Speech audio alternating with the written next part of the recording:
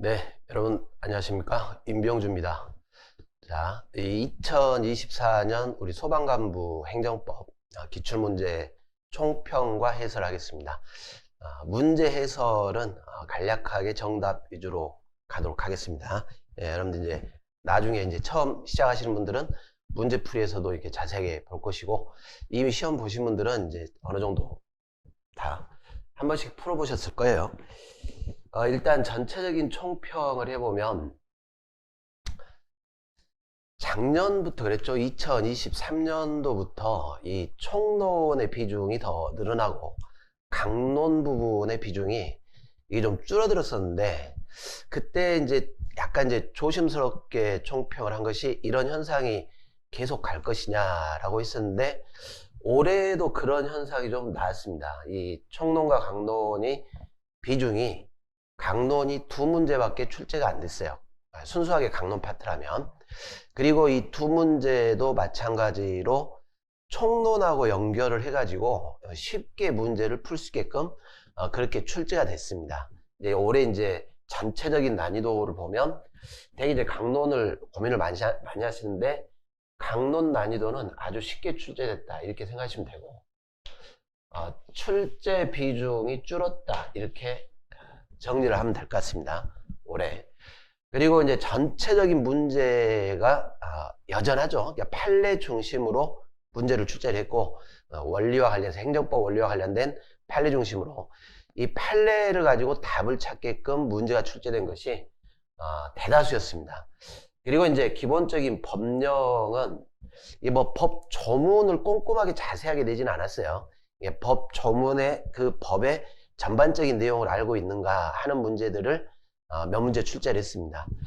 그래서 지금 이제 거의 대세화 돼 가는데, 어떤 뭐 학설적인 입장이라든가 뭐 이런 것들은 거의 출제를 하지 않는 것 같아요. 기본적으로 이제 판례와 아주 주요한 법령이라면 그 법령인데 기본적인 법령을 테스트를 하고 있습니다. 그래서 여러분들도 이제 이런 것들이 나중에 준비할 때 이제 방향점이 되겠죠. 판례는 정확하게 숙지를 해야 된다. 그리고 기본 법령의 중심적인 내용들, 이런 것들은 알아둬야 될 것이다. 이렇게 일단 난이도를 정리하면 될 것 같습니다. 그래서 뭐 어렵게 출제된 것은 아니고 어느 정도 공부가 됐다면 쉽게 풀 수 있게끔 출제는 됐어요. 그래서 이 전년도하고 이렇게 비교를 해보면, 이 강론 문제는 두 문제 그대로 출제가 됐는데, 출제된 파트가 강론이 그겁니다. 우리 그 행정 조직 쪽에서 권한의 위임편이 출제가 됐습니다. 그리고 공무원법 관계 문제가 출제가 됐는데, 다 사실은 총론적으로 얼마든지 접근해서 풀 수 있게끔 문제가 출제가 됐습니다.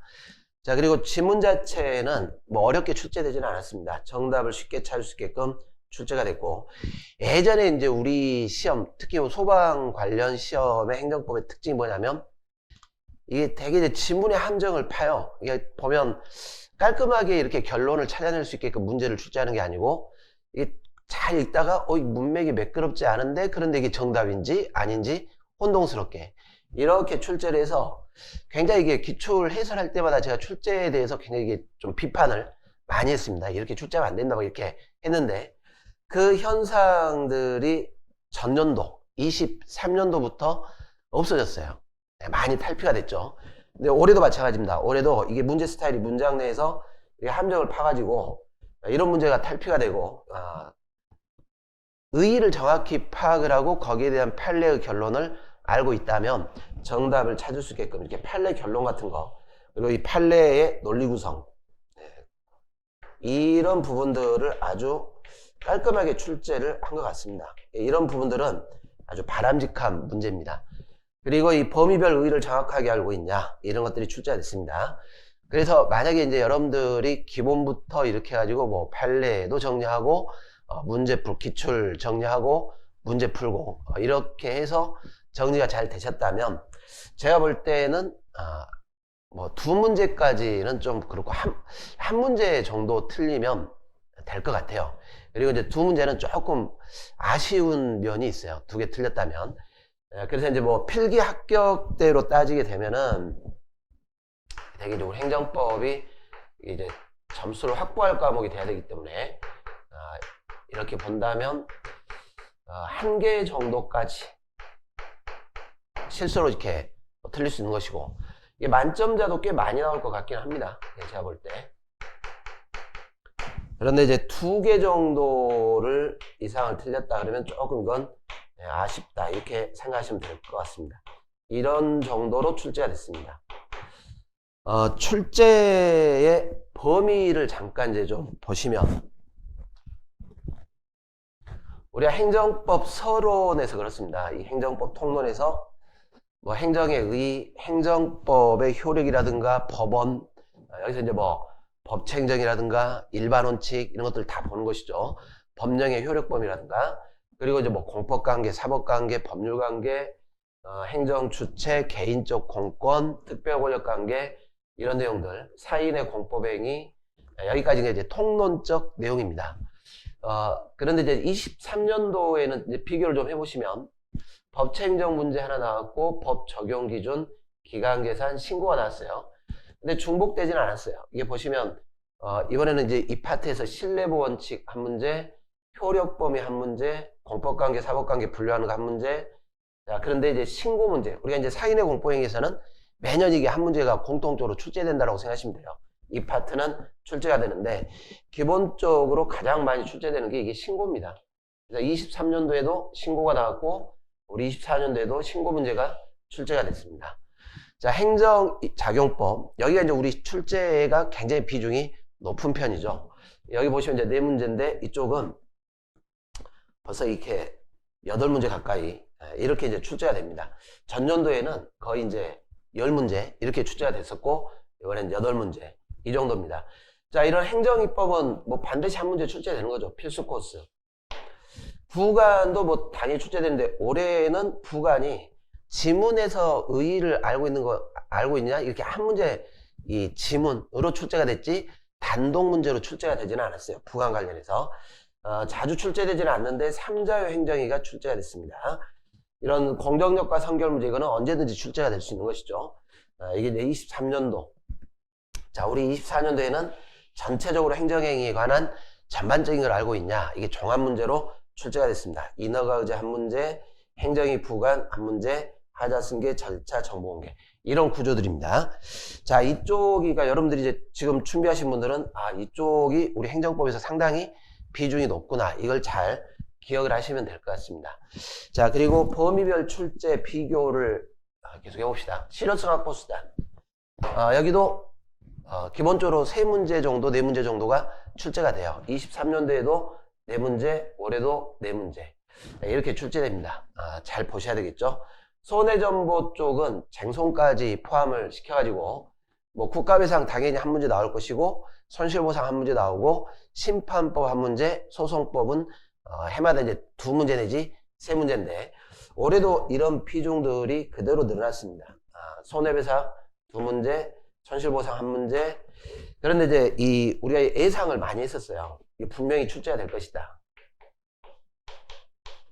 여기 잘 정리를 해야 된다. 라고 했는데 이의신청. 행정기본법상의 이의신청 결국 출제가 됐습니다. 그러면 이제 내년도 같은 경우에는 뭐 이런 것들 출제되겠죠. 재심사 같은 거. 이런 부분들이 출제가 예상이 됩니다. 심판소송 당연히 나올 것이고. 자, 이 강론 쪽입니다. 이게 강론인데 이제 보시다시피 전년도에는 공무원법 관계 한 문제, 공물사용 관계 한 문제 이렇게 2문제가 출제가 됐어요. 올해는 이 조직법 쪽에서 권한의 위임, 공무원법 한 문제 이렇게 출제가 됐습니다. 2문제로 지금 강론이 출제가 되어 있다는 걸 알 수 있습니다. 2년 연속 이렇게 됐단 말은 앞으로도 제가 볼 때는 그렇게 갈 것 같아요. 그래서 갈수록 강론의 비중이 좀 줄어들고 있습니다. 자, 여기까지가 우리 행정법 총론이에요. 여기 행정구제법까지가 행정법 총론입니다. 그러면 여러분들이 이제 내년 시험 같은 거 준비를 하실 때는 평상시에 행정법에 대해서 전범위를 이제 잘 보셔야 되겠지만 이게 총론에 대한 비중을 갈수록 높여줘야 됩니다. 총론 비중, 제가 볼 때는 뭐 8대2 정도, 총론과 강론에 대한 비중을 8대2 정도로 맞춰주셔야 돼요. 물론 이제 앞으로는 계속 이제 90점대 이상 점수를 확보를 해야 될 시험이기 때문에 이 강론을 무시할 수는 없죠. 무시할 수 없는데 꽤 범위가 많습니다. 강론이. 보시다시피 범위가 상당히 많은데 이거를 너무 깊게 들어갈 필요는 없다. 이런 의미에서 비중을 2로 두자 이렇게 한 겁니다. 그래서 일상적으로 총론 중심으로 준비들을 쭉 하신 다음 여기 구제법까지 반복적으로 연습을 하셔야 되겠죠. 정리를 쭉 하신 다음에 강론은 몰아서 해도 충분할 것 같아요. 그리고 나중에 문제풀이하는 과정에서 강론의 비중을 조금씩 높여서 기출문제 중심으로 보더라도 제가 볼 때는 충분할 것 같습니다. 만약에 이제 이런 범위를 벗어나가지고 강론 중에 개별 법령의 내용들을 아주 이렇게 꼬투리 문제, 전혀 예상치 못한 문제가 나왔다. 그거는 어쩔 수 없어요. 이런 부분들까지는 전부 우리가 커버를 못하는 것이고, 여러분들 준비도 그렇게 할 필요가 없습니다. 그것까지 나는 다 완벽하게 소화를 하겠다. 이렇게 준비하게 되면 오히려 시간 낭비입니다. 시간 낭비. 자, 다음에 이제 여러분들이 여기서 한 가지 알아두셔야 될 것이, 이제 보시면 이렇게 이제 출제가 되고, 그리고 출제 스타일도 그렇습니다. 출제 스타일도 이 범위별 스타일 중에 압도적입니다. 판례 문제가 21문제, 법령 내용인데 뭐 조문을 꼼꼼하게 알아야 될 문제 그런 정도까지는 아니고 이게 4문제. 이게 압도적이죠. 판례가. 그리고 오지 선다. 뭐 우리가 1, 2, 3, 4 이렇게 가지고 선택하는 거. 여기가 23문제, 박스형 문제가 2문제가 나왔어요. 그러니까 문장은 길어지되 박스형 문제를 조금 줄여가지고 시간 안배를 하게끔 이렇게 출제가 된 것 같습니다. 자, 이렇게 이제 비중을 두고 이런 스타일. 그럼 여기서 이제 우리가 한 가지 알아두실 게, 이런 건 앞으로도 계속 이렇게 진행이 될 거예요. 출제 유형은 이런 이후에도 계속 이렇게 출제가 될 가능성이 높기 때문에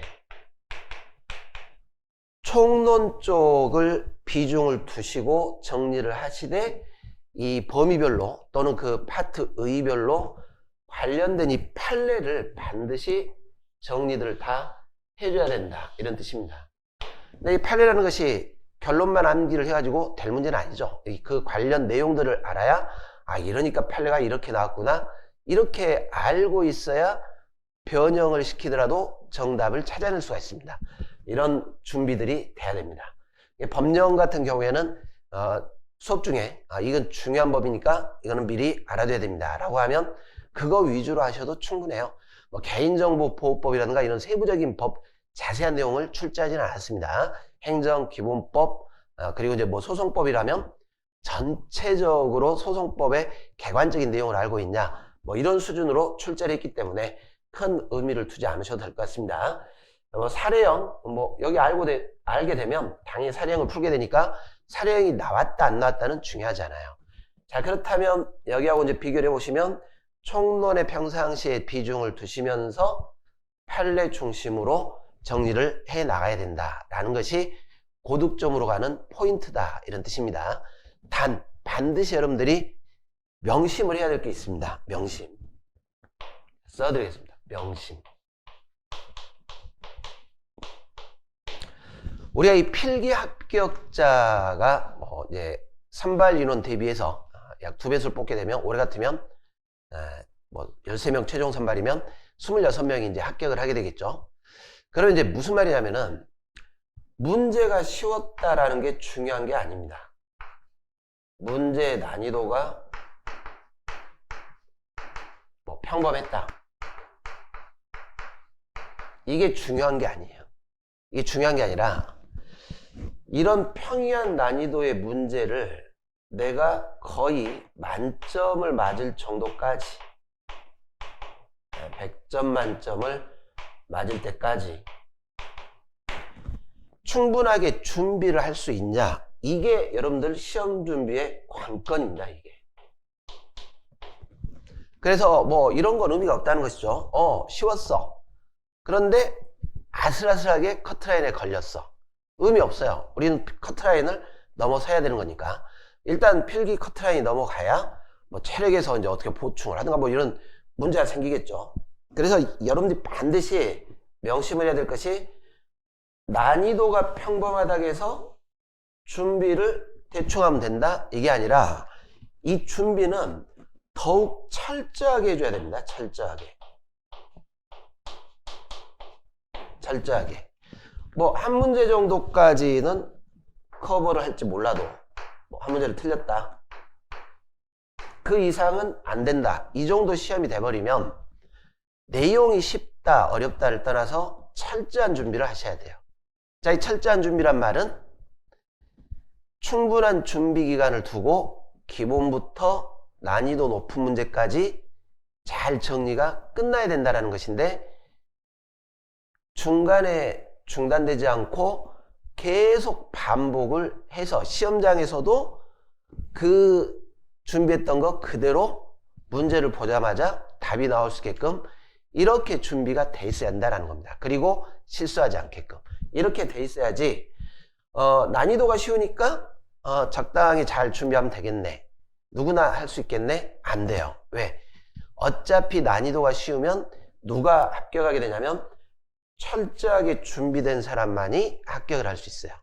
그래서 이 법이 어렵다 쉽다를 떠나서 일단 해야 되니까 하셔야 되니까 쉽다 어렵다 출제가 쉽게 됐다 어렵게 됐다 이걸 떠나가지고 내가 쉽더라도 실수하지 않고 내가 시험장에서 이걸 반드시 맞춰가지고 오답을 줄이고 점수를 확보할 수 있을까 이걸 생각하셔야 돼요.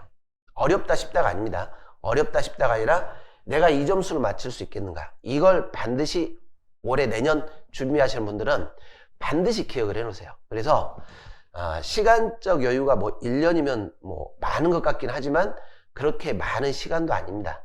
금방 갑니다. 금방. 그리고 뭐 행정법만 하는 게 아니라 다른 과목들도 여러분들이 준비를 하셔야 되기 때문에 이런 정도의 커트라인이 나올 정도 이 정도 돼야 필기학교 간다 이런 시험이라면 이건 이제 이 논의는 끝났어요. 뭐 어렵다 이 과목은 어렵다 쉽다 그리고 문제가 쉽게 출제했다 어렵게 출제했다 이 논의는 끝난 거예요. 이것만 남아있어요. 여러분들에게는 오직 충분한 시간을 확보를 해서 포기하지 않고 철저하게 준비를 해서 이 점수를 확보할 수 있겠는가 이걸 반드시 기억을 하셔가지고 계획을 수립을 하셔라 이런 뜻입니다. 그래서 이제는 그런 스타일의 공부는 끝난 것 같아요. 이렇게 막 문제집 한번 쭉 보고 암기하고 가고 그러면 딱 80점 정도 나오세요. 또는 75점. 그러면 합격을 못해요. 88점 안타깝지만 안 돼요. 이제 필기로. 몇 점이 나와야 돼요? 92점도 아쉬워요. 96점 이상은 되셔야 이제는 필기를 합격할 수 있어요. 그렇기 때문에 기출문제 충분히 암기하면 끝나겠지? 안 된다는 겁니다. 올해 문제도 보시겠지만 기출문제에서 약간 이렇게 변형된 스타일이 있긴 해요. 그런데 전반적으로 기본이라든가 이게 준비가 안 되신 분들은 여지없이 당황하게 되는 겁니다. 시험장에서 당황하면 맞출 확률이 높지가 않죠. 자, 이걸 반드시 기억을 해 주시기 바랍니다. 이걸 반드시 기억을 해서 여러분들이 준비를 철저하게 해 주시기 바라겠습니다. 그러면 올해 문제가 어떻게 출제되는가?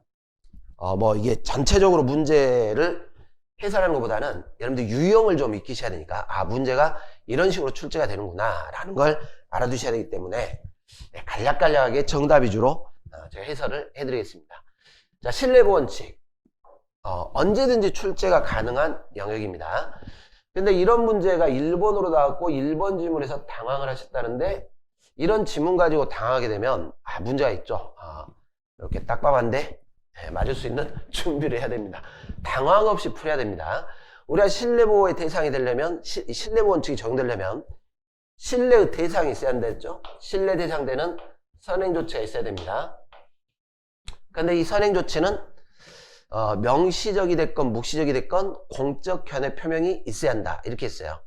공적 견해 표명을 해줘야죠. 그래서 그걸 믿고 내가 준비했는데 갑자기 다른 행동을 하더라 행정청이. 그럴 때 신뢰가 깨지는 거 아닙니까? 그러니까 공적 견해 표명에 국한되지 않는다 이것 때문에 혼동을 했다는 거예요. 공적 견해 표명이 있어야 돼요. 공적 견해 표명이 없다면 신뢰보호의 대상이 되지가 않습니다. 그래서 뭐 단순 방치했다 또는 착오로 뭘 했다 이런 것들은 공적 견해 표명이 없기 때문에 신뢰보호의 대상이 안 되는 겁니다.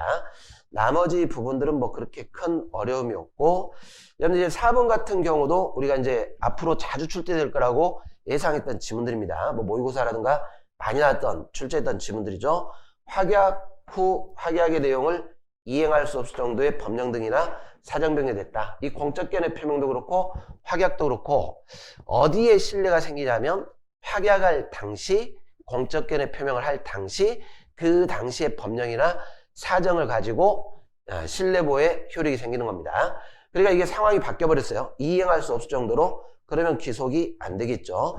그리고 이 신뢰보호는 절대적 보호가 아니라겠습니다. 요건을 갖췄다 하더라도 이익 형량상 공익이 더 중요하다. 이럴 때는 신뢰보호 주장을 못합니다. 모든 신뢰가 다 보호가 된 건 아니다. 이런 뜻입니다. 그러나 신뢰보호 원칙이 적용되려면 공적견해 표명은 있어야 됩니다. 자, 2번 문제로 가보겠습니다.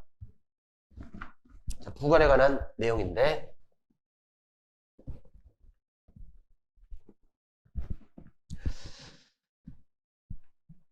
자, 이 재량행위 법에 근거 없이 부관 붙일 수 있지만 일반 원칙 지켜야 되겠죠. 주택사업계획 승인 이게 재량행위라는 게 중요합니다. 그런데 아무 관련 없는 토지를 기부하라겠다? 당연히 위법이겠죠. 부당결부 수익적 처분하면서 부담 부과하는 경우에 일방적으로 부과할 수도 있고 협약으로 정한 다음에 부과할 수도 있고. 자, 4번인데 우리가 이 부관에서 가장 많이 출제되는 게 이거라 그랬습니다. 쟁송제기. 부관만 독립해서 다툴 수 있겠냐. 자, 안 된다 그랬죠. 그러나 부담은 가능하다 그랬습니다. 이게 부담이냐 아니냐만 찾으면 돼요. 유효기간을 정한 어업면허 처분인데 그 면허 유효기간 만에 이렇게 해놨습니다. 취소를 구하는 소송 안 되겠죠. 허용되지 않습니다. 부담이 아니기 때문에 그렇습니다. 전체적으로 하나의 처분이지 유효기간만 딱 띄어가지고 취소해달라?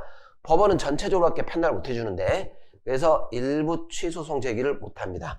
부담이 아니면 안 된다. 이것만 알면 충분히 풀 수 있는 문제입니다. 자, 3번 문제로 가봅시다. 법령의 효력 범위에 관한 내용들입니다. 특별한 규정 없으면 20일경과 권리 제한 의무 부과에 관한 법들이라면 적어도 30을 두고 시행한다 라는 것들이죠. 이 지문들도 반드시 나온다 했어요. 이게 지금 우리 행정기본법에 명시가 되어 있습니다. 예전에는 판례로 정리를 했지만 지금은 행정기본법의 명시. 자, 당사자 신청에 따른 처분입니다.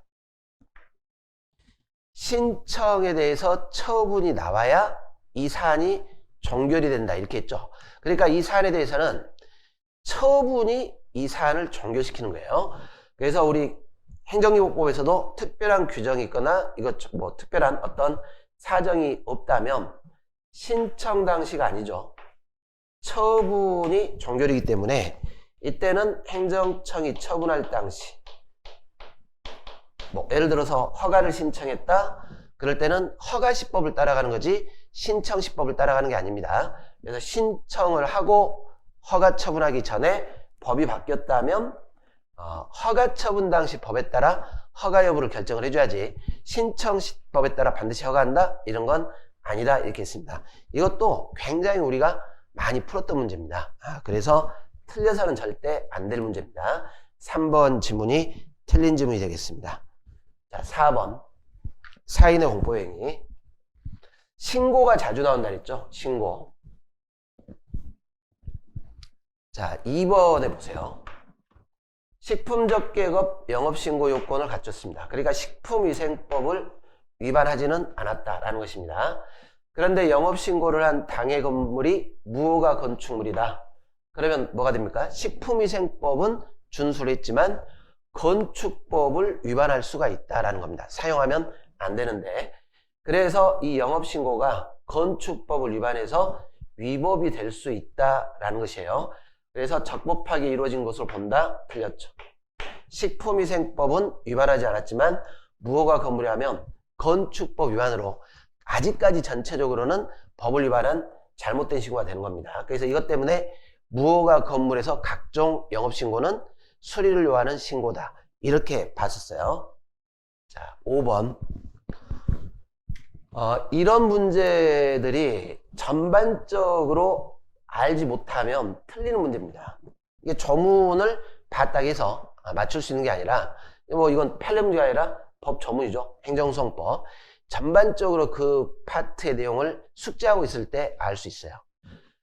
일단 행정소송법에 규정하고 있지 않은 거 피고경정 규정이 돼 있죠. 자, 명령규칙의 위헌 판결이 나면 대법원에서 위법이라 결정하면 행정안전부 장관에게 판결문을 송부를 해주면 행정안전부 장관이 그 판결문을 공고하는 겁니다. 이거는 우리가 이제 행정입법, 법규명령에서도 많이 보는 사안들입니다. 그리고 이렇게 두 가지가 지금 규정이 되어 있어요. 자, 가처분 규정되어 있지 않습니다.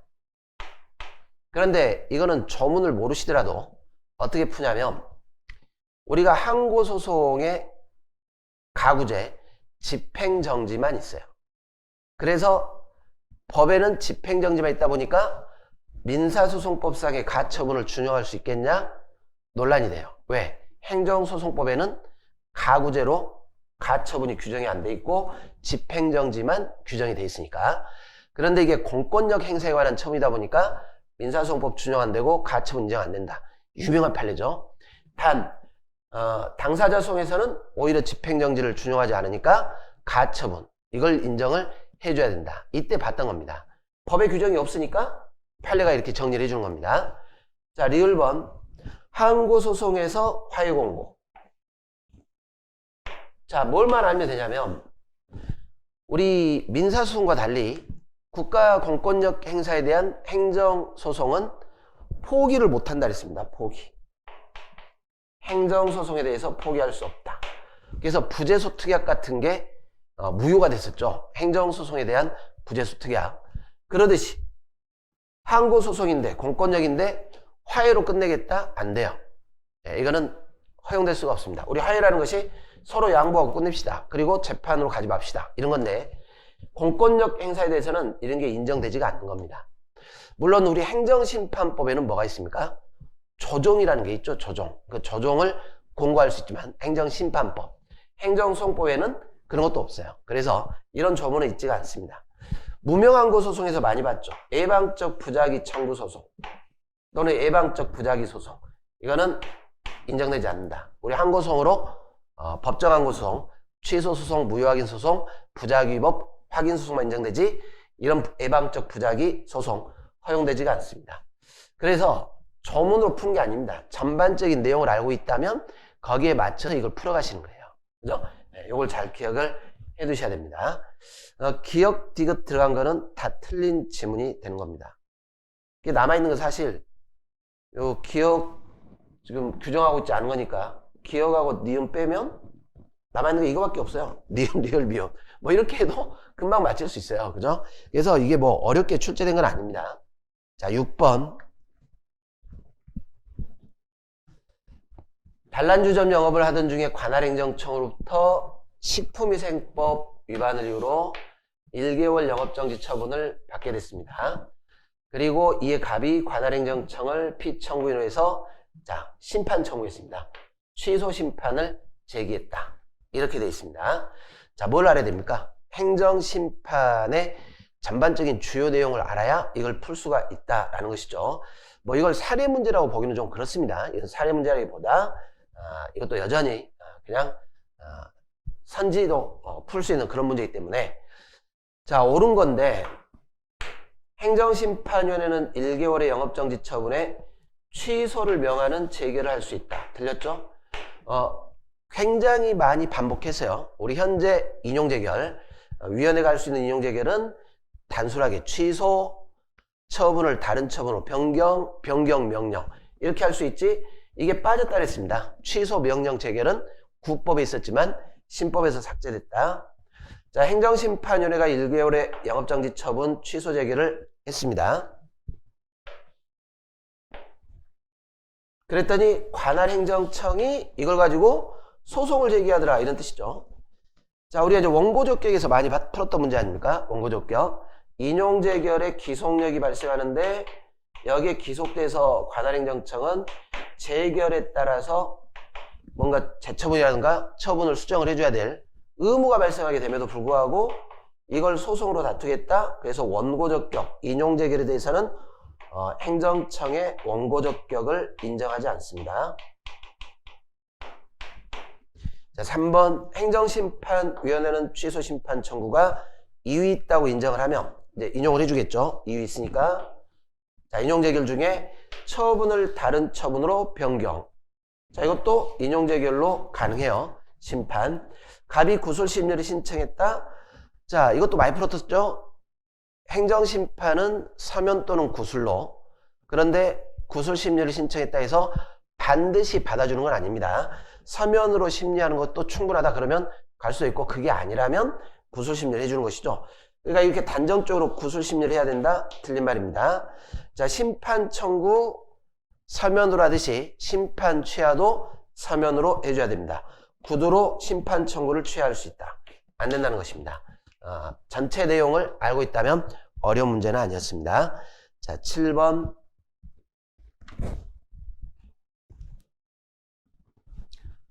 공영수용 성실보상인데 이것도 자세한 건 좀 뒤에 보시고. 자, 5번 보세요. 절대 틀리면 안 되는 문제입니다. 일반 공중 이용에 제공되는 공공용물을 허가 특허 없이, 자, 일반 사용입니다. 일반 사용. 일반 사용. 그러니까 제공되는 대로 일반적으로 사용하는 거예요. 즉, 이런 일반 사용은 제공되는 대로 사용할 권리, 거기까지입니다. 거기까지. 그러다가 당의 공공용물에 관한 적법한 개발 행위로 인해 종전에 비해서 일반 사용이 제한됐습니다. 도로공사다 보니까 교통이 막히겠죠. 그것 때문에 손실보상하라. 안 된다 이렇게 했어요. 그래서 일반 사용 같은 경우에는 뭐가 특별한 어떤 혜택을 준 것이 아니기 때문에 일반적인 제한만으로는 특별한 손실이라 볼 수 없고 손실보상 대상 안 된다 이렇게 했습니다. 굉장히 많이 풀었던 문제들이죠. 절대 틀려서는 안 될 문제입니다. 자, 8번으로 가보시죠.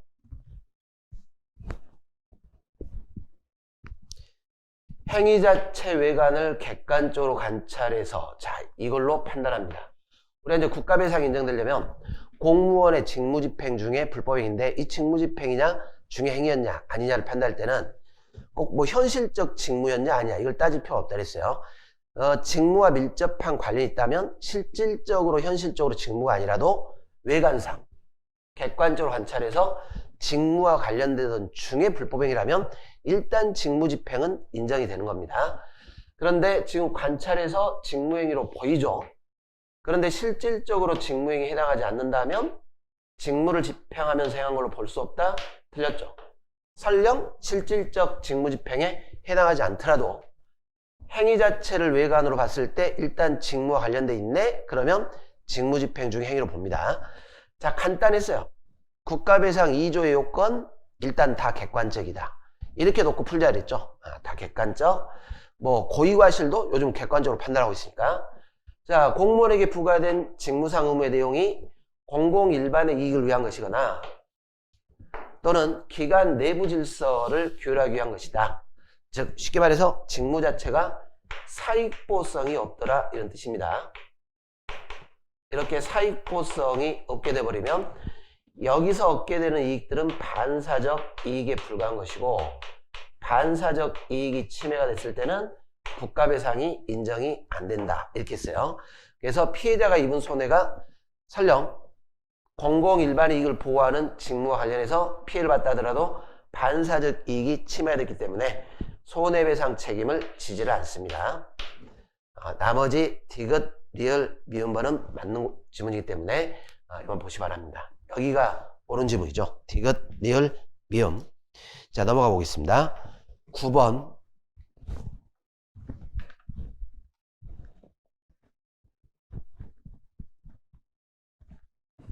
자, 1번 굉장히 많이 출제된 지문입니다. 반복 출제되는 지문이죠. 처분이 불복기간의 경과로 인해 불가증력이 발생했습니다. 불가증력이 발생했단 말은 이제 더 이상 기간은 지나버렸으니까 정해진 불복 절차상으로는 이걸 다툴 수 없다. 이 의미밖에 없다 이렇게 했어요. 취소 심판이나 취소 소송 절차상으로는 다툴 수 없다. 그러니까 상대방이 절차상 다툴 수 없단 말이지 위법이다 적법이다 확정된 건 없다 이렇게 했어요. 기판력과 같은 위법이다 적법이다 확정되는 건 없다. 그러니 처분의 기초가 된 사실관계나 법률적 판단이 확정된다 이런 효력이 없습니다. 이와 모순된 주장할 수 없다 틀렸죠. 그래서 이 취소 쟁송 절차로는 다툴 수 없겠지만 뭐 손해배상을 청구한다거나 다른 방식으로 위법은 얼마든지 주장할 수 있습니다. 공중위생 영업에 대해서 영업정지 위법 사유가 있다면 관할행정청 영업이 양도 양수했습니다. 권리만 넘어가는 게 아니라 위반 사유, 제재 사유까지 생겨되기 때문에 양도인의 위반 행위를 이유로 양수인에 대해서도 영업정지 가능하죠. 이게 맞습니다. 자, 3번 말 풀었죠. 부분허가 기억나시죠? 건설허가 하기에 앞서서 부지사전 승인, 이게 전체 허가를 하기 전 부분허가입니다. 자, 이 부분허가 자체도 이것도 처분은 처분이에요. 일부지만 허가의 효력은 나오니까 일부지만. 그래서 이 단계부터 소송으로 다툴 수 있지만 나중에 이제 전체 허가가 나와버리면 이 전체 허가로 흡수가 된다 이렇게 했습니다. 그러니까 여기를 소송으로 다투야지 여기 다툴 필요가 없죠. 그래서 나중에 여기 지문에 보시면 전체 허가 나왔습니다. 건설 허가 처분이 있게 되면, 전체 허가 처분이 있게 되면 이와 별개로 독립해서 소송으로 다툴 수 있다? 안 돼요. 이게 나와버리면 여기만 소송으로 다투야지 여기는 더 이상 다툴 실익이 없게 됩니다. 자, 운전면허 취소 처분이 위법한데 공정력이 인정되는 결과 운전면허 취소 처분을 받은 자가 이후 당해 처분에 대한 소송 기간 중 자동차를 운전을 했다라는 것입니다. 그러다가 판결에 의해서 면허 취소 처분이 취소가 됐습니다. 자, 취소가 취소됐어요. 그러면 이 취소가 소급해서 소멸하게 될 것이고, 즉 처음부터 면허가 없는 상태죠. 그러니까 원래 운전면허가 그대로 유지가 되는 겁니다. 원래 운전면허가 이 논리하고 똑같다 그랬죠. 면허 취소를 받았다. 그러다 운전을 계속했다. 그러다가 이 취소가 취소 판결 났다. 취소가 처음부터 없고 면허가 전체적으로 유지되니까 그동안의 운전은 무면허가 안 된다 이런 뜻입니다. 유효한 면허 상태에서의 운전이었다 이렇게 가게 되는 겁니다. 그래서 무면허 운전에 해당한다? 틀린 말입니다. 한의사 면허 강학상 특허에 해당하고 틀린 말입니다. 자격증이죠. 자격증. 특허. 누구나 할 수 있는 직업의 자유인데 일단 금지시켰다가 자격증을 취득하면 하라. 금지를 풀어주는 허가예요. 허가. 단순 허가. 금지 해제. 자, 10번으로 갑시다. 3자요 행정행위. 자, 3자요 행정행위에서 이걸 좀 주의를 하시자 그랬어요. 재심.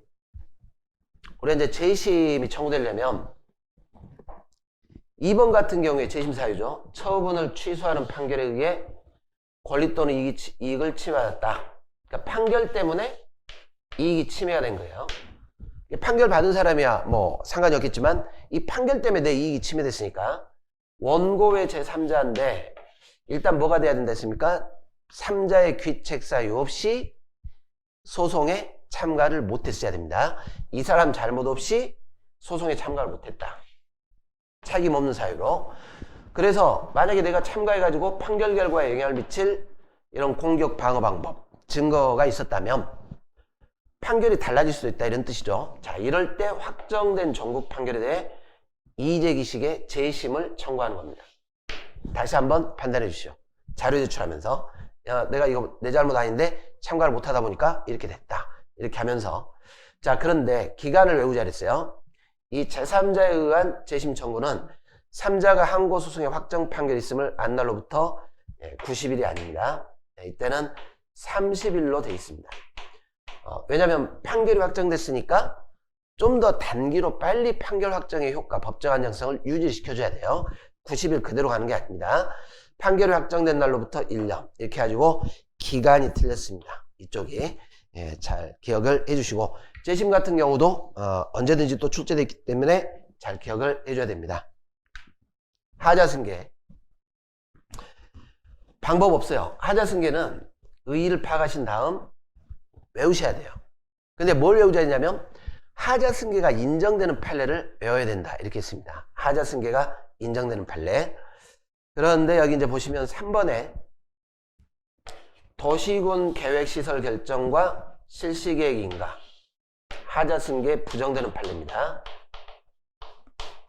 하자승계가 부정될 때는 앞의 처분과 뒤의 처분은 서로 동일한 법적 효과가 아니라 별개 목적의 처분이기 때문에 하자승계가 부정이 되는 것입니다. 그래서 서로 결합해서 하나의 법률 효과를 발생시킴으로도 틀렸고 하자가 승계된다 인정되지 않습니다. 자, 12번 문제. 이행강제금. 이것도 뭐 빈출이죠, 빈출. 이행강제금은 장래 이행을 확보하기 위해서 금전납부물을 부과하는 겁니다. 그래서 이거는 처벌이 아니라 말 그대로 의무 불이행을 이행강제할 목적이죠. 강제집행. 이행강제금의 본질상 시정명령 받은 의무자가 이행강제금이 부과되기 전에, 자, 아직 부과가 되기 전인데 의무를 이행했어요. 그러면 이행강제 돼버렸죠. 이행강제 됐는데 굳이 이행강제금을 부과하겠다? 안 된다는 것이에요. 그래서 이 시정명령에서 정한 기간을 지나서 이행을 했다 하더라도, 자, 이행은 됐기 때문에 기간은 지났지만 이행강제금 부과를 못하는 겁니다. 주목적이 이행강제 목적이지 뭐 언제까지 꼭 해야 된다 이런 건 아니에요. 이행 기간 내에 해주면 좋죠. 그러나 기간이 지났더라도 이행강제는 됐기 때문에 이행강제금 부과를 못한다 이렇게 합니다. 그래서 1번이 틀린 질문입니다. 나머지 지문들은 나중에 자세히 또 한번 보도록 하겠습니다. 자, 13번 권한의 위임. 자, 강론 쪽에서 한번 나온 게 이거요. 권한의 위임. 자, 권한의 위임은 권한이 이전돼요. 권한이 이전될 때는 원래 법적으로 위임청 권한인데 이걸 이전시키는 거니까 법의 근거가 있어야 한다 이렇게 했었죠. 다만 이제 정부조직법이나 이 행정권한 위임 이탁에 관한 규정이 일반 규정이 될 수 있습니다. 그런데 비교를 할게. 권한의 위임 같은 경우에는 권한이 수임기관에게 이전돼서 수임기관의 권한이 됐기 때문에 이제 수임기관이 자기 이름으로 권한을 행사를 하는 겁니다. 자, 비교할 게 내부임이다 이렇게 했어요. 내부임은 내부적으로만 권한을 행사하게 하는 것이지 권한의 위임이 아니죠. 그래서 권한의 이전이 없습니다. 그러다 보니까 수임기관이 권한을 행사할 때 자기 권한이 안 돼버리기 때문에 위임기관 명의로 권한을 행사를 해줘야 됩니다. 자, 지방자치법에 의하면 지방자치단체장은 필요할 경우 그 권한에 속하는 사무의 전부를 보조기관이나 소속기관, 하부기관에 위임할 수 있다. 안 되는 거죠. 우리가 권한에 위임을 할 때는 대상을 특정해서 일부에 대한 것들을 위임을 해줘야지 권한 전부를 넘겨주겠다? 이런 것들은 있을 수가 없어요. 법적으로 위임청 권한이기 때문에 일부만 권한 위임이 가능합니다. 자, 14번으로 가봅시다. 당사자 소송 분명히 나올 거다 이렇게 했습니다. 여기서 뭘 꼭 우리가 외우자 되냐면 요 민주화운동 관련 명예복 보상에 관한 법률. 자, 대상자가 굉장히 포괄적이에요.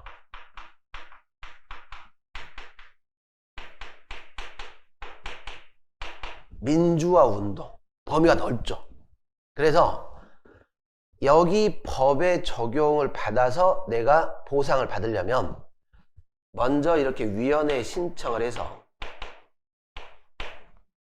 이 사람이 민주화운동 관련자다 라고 위원회로부터 인정을 받아야 됩니다.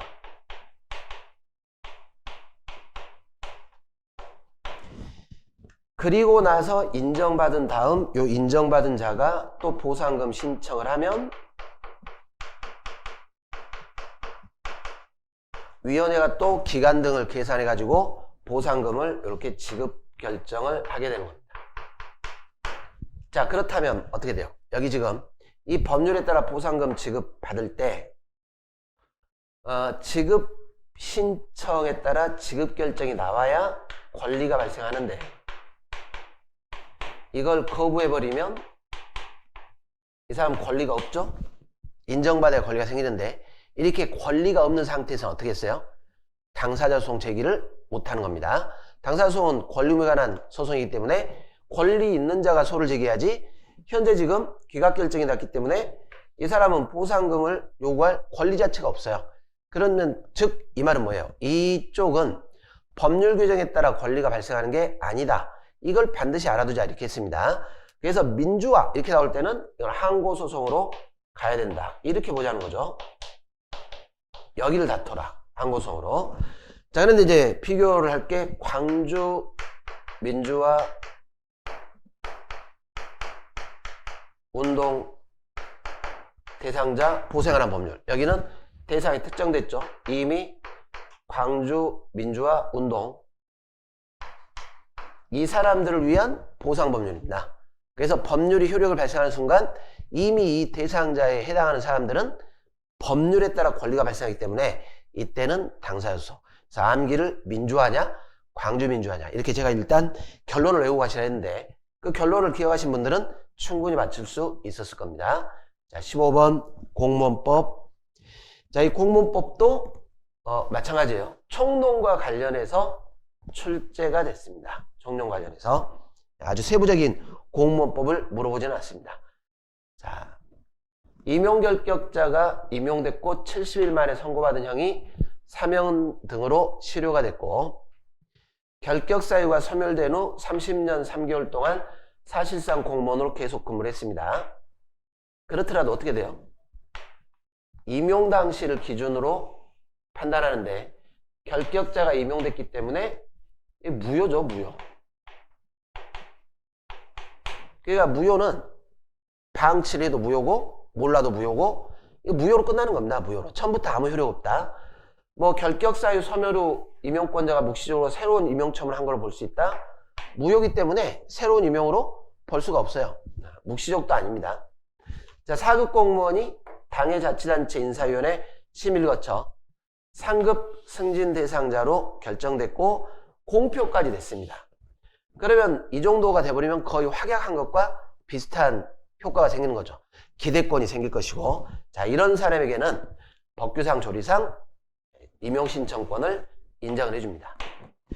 직위해제 처분. 근데 요런 말부터가 틀렸어요. 간단한 문제를 했죠? 직위해제는 징계 처분이 아니다. 이렇게 했습니다. 직위해제는 그냥 잠정적인 처분이지 이 자체가 징계 처분이 아니에요.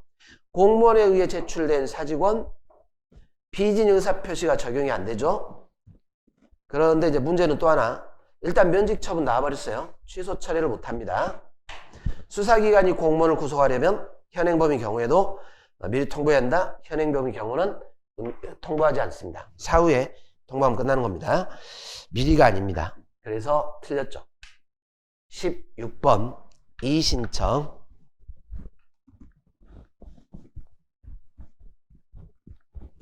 우리가 이의신청, 행정기본법의 이의신청은 말 그대로 순수한 행정청의 행정 절차에 따라 다시 한번 재판단해달라라는 소리이기 때문에 얼마든지 이의신청 중에 심판소송 제기할 수도 있고 이의신청 거친 다음에 심판이나 소송 제기도 가능하다. 이렇게 봤습니다.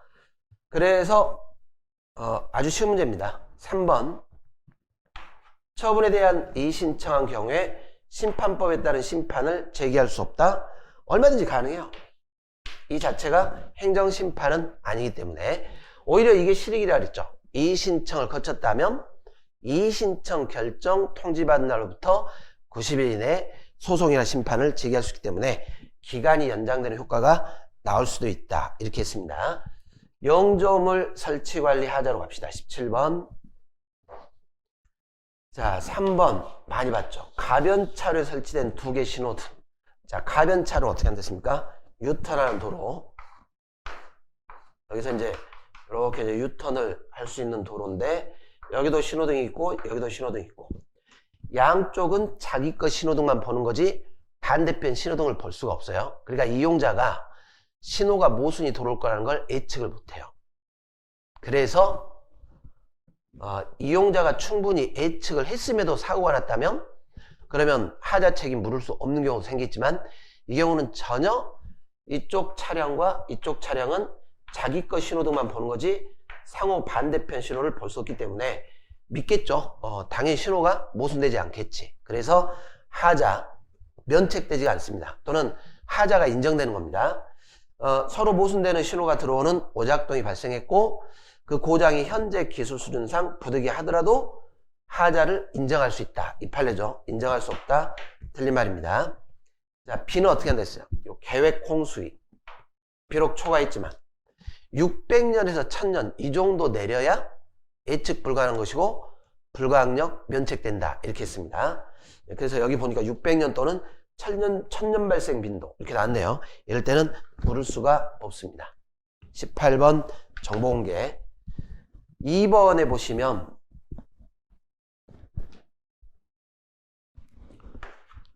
일단 우리 정보공개 청구권자는 국민입니다. 외국인은 제한적이죠. 외국인 중에 일시 체류자, 이렇게 뭐 일주일간 일시 체류한다. 원칙적으로 정보공개 청구권자가 안 되지만 학술 연구 목적의 일시 체류자 이렇게 되면 이때는 정보공개 청구권 인정을 해줍니다. 될 수 없다 틀렸죠. 이런 목적이라면 청구권을 인정을 해줍니다. 일반적인 일시 체류자는 인정이 되지가 않습니다. 자, 19번 인허가 의제.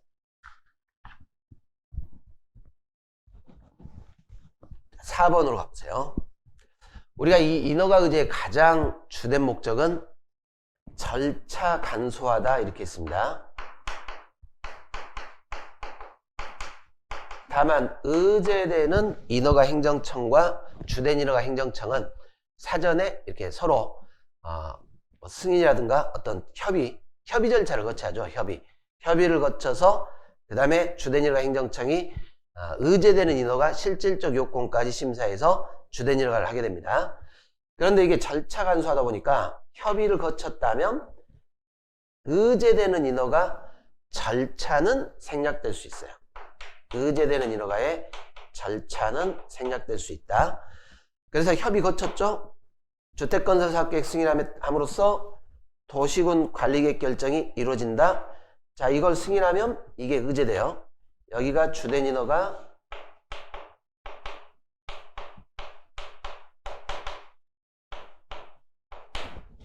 도시군 관리계획 결정은 의제되는 인허가.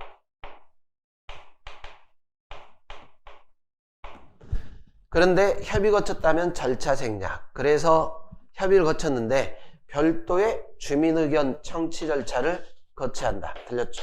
절차는 생략될 수 있다. 이렇게 봤습니다. 어렵지 않은 문제고 자주 출제됐던 문제입니다. 이것도. 자, 20번의 행정절차.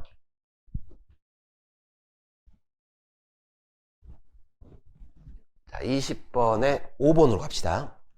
도시계획시설인 추모공원 건립을 위해서 자치단체 비영리법인 일반기업 이런 것들이 이제 포인트죠. 이 공동발족한 추모공원 건립 추진협의회. 그러니까 여기는 뭐라 그랬습니까? 여기도 많이 출제했었죠. 민관협의체예요. 민관협의체지 이 자체가 행정청이 아니다라는 겁니다.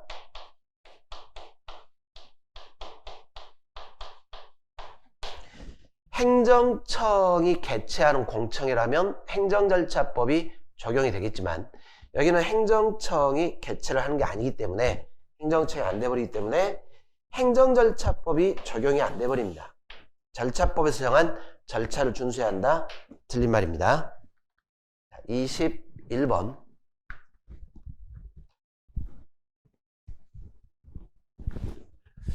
행정상 강제가 이게 전체적으로 출제가 됐습니다. 종합적으로. 그런데 이 3번에 보시면 관계법을 위반해서 장례식장 영업원자가 장례식장 사용 중지 의무. 이것은 부작위 의무가 되겠습니다. 이런 부작위 의무 같은 경우에는 행정청이 대신 이행을 할 수가 없죠.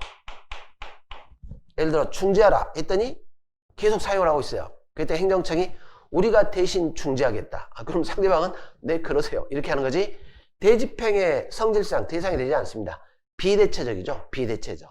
그래서 대집행이 가능하다. 틀린 말입니다. 많이 풀었던 문제입니다. 22번 행정입법. 자, 여기도 이미 기출됐고 많이 풀었던 문제예요. 교육부 장관이 시도 교육감에게 통보했습니다. 그러니까 장관이 교육감에게. 이게 이제 국민들에 대해서 명령한 게 아니죠. 장관은 교육감한테. 기관 내부 아닙니까? 지침을 통보했습니다. 내신 성적 산정 지침. 이게 결국 뭐겠어요? 내부적으로 지침을 전달한 것이다. 처분이 아니죠. 행정 규칙이다 라는 겁니다. 국민의 권익에 직접적 변동을 가져온다. 기관 간의 행동인데, 그죠? 이게 틀려버렸죠. 항고소송 대상자는 처분이 안 됩니다. 처분이 되려면 국민에게 직접적 권리, 의무에 관한 효과가 생기는 공권력 행사가 있어야 됩니다. 그래서 1번 지문이 틀린 말입니다. 자, 넘어갑시다. 23번. 뭐 어려운 문제는 아니기 때문에 행정조사.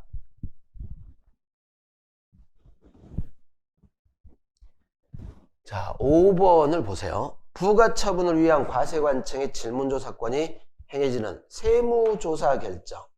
자, 이거만 하면 되죠. 이때부터 세무조사가 시작이 되는 것이고, 상대방은 이 조사에 응해야 될 의무가 생긴다. 그러니까 이런 것도 뭐예요?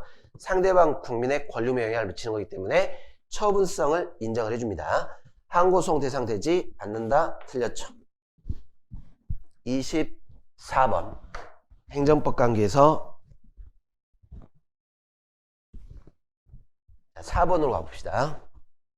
주택 재건축 정비사업조합을 상대로 관리처분 계획안에 대한 조합총회 결의. 자, 이 결의를 거쳐서 관리처분 계획이 의결이 되면 나중에 행정청으로부터 인가를 받게 됩니다. 그러면 이 관리처분 계획은 이 조합, 행정주체가 수립한 처분이 된다. 이렇게 했습니다. 그러니까 이 총회 결의는 공권력 처분을 만들어가는 과정이 되는 거죠. 과정. 공법상의 관계가 되는 겁니다. 공법상 법률 관계.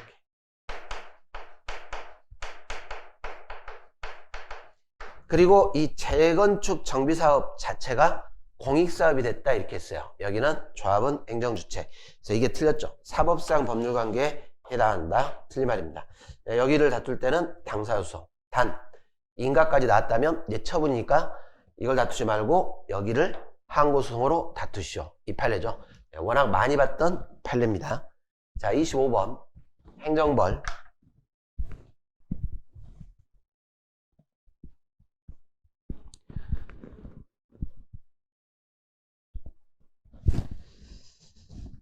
행정청의 과태료 처분이나 법원의 과태료 재판이 확정된 후,